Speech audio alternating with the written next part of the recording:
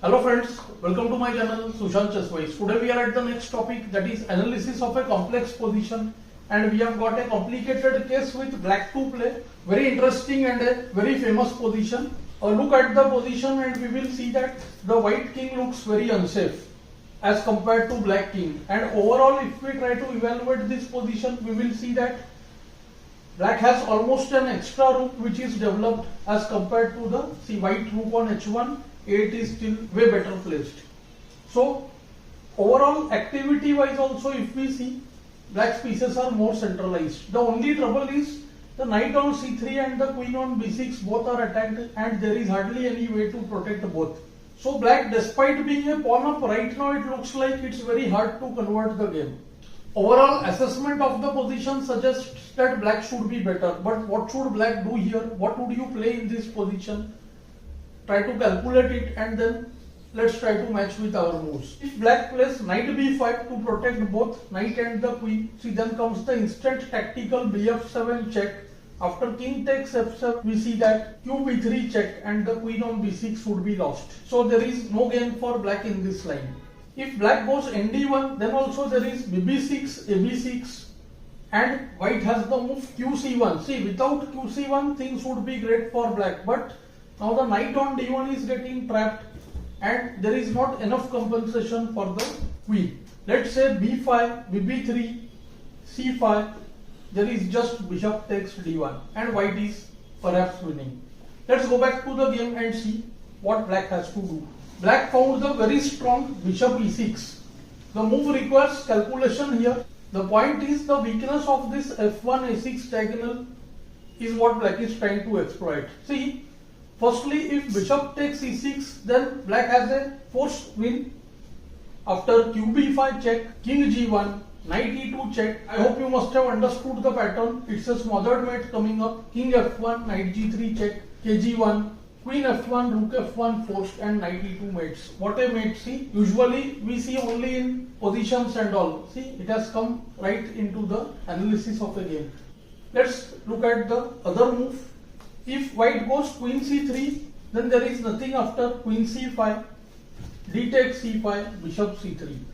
Here too black is just a pawn up with better rooks and a queenside majority. So black should win the game very easily. White went for the main move with bishop takes b6. He takes the queen and accepts the challenge. Seeing the line bishop c4 check, kg1, ne2, king f1, nd4 check, again pushing the king, again knight e2 check, and then knight settles on c3. Seeing this much is actually sufficient, one may think, because black at least has a draw. See, but black wants to win the game.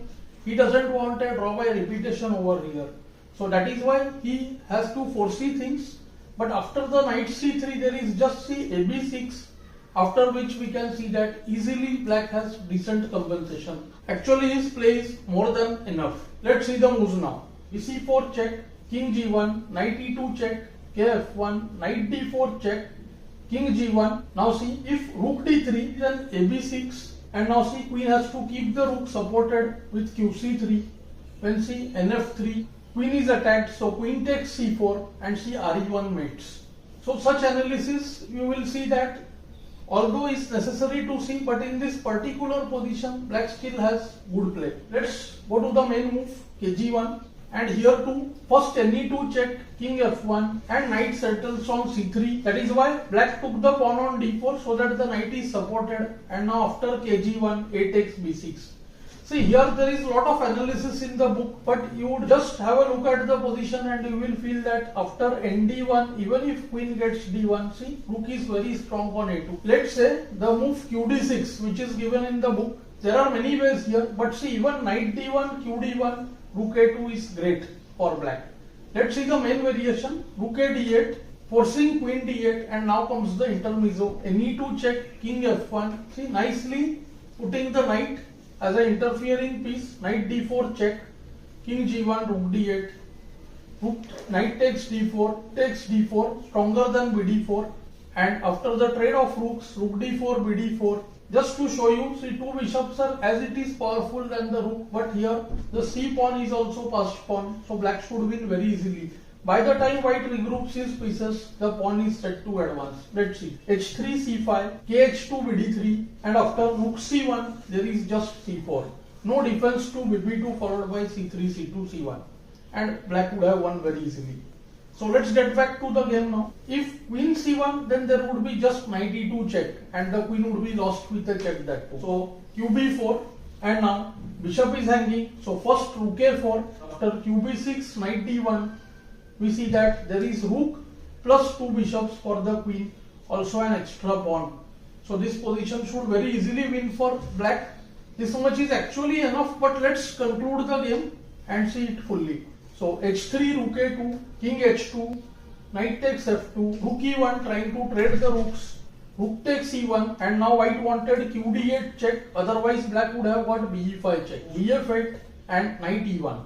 Now black plays the good move BD5, pinpointing the weakness of G2, NF3 and Knight E4. Good move, QB8, B5, H4, H5. Black plays a waiting game and soon he would free the bishop. So NE5, KG7, and it's game over now. The threat is BD6, hardly there is any defense. White went KG1, but still BC5 check. Now if king comes back to H2, then BD6 and the fourth piece would be lost and mate follows soon. So king F1, but now do try to calculate. It's a mate in 6 position, black to play, and black finishes off the game. So knight G3 check, KE1, BB4 check, KD1, BB3 check, KC1, and knight E2, KB1, knight C3. It's a mating pattern. Various patterns emerge after KC1, BA3 and Rook C2, both are checkmates. So we can say that after the move AB6, when black got 2 minor pieces plus 2 pawns for the queen, it was already a 1 game. I hope you are finding these lessons useful and instructive. Do let me know in the comments below.